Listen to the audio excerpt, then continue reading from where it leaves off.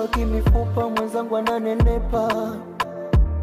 Kutwa mawazo silali, uko baa unakesha. Ukanipaka mafuta kwa mgongo wa chupa ukisema eti kisa sina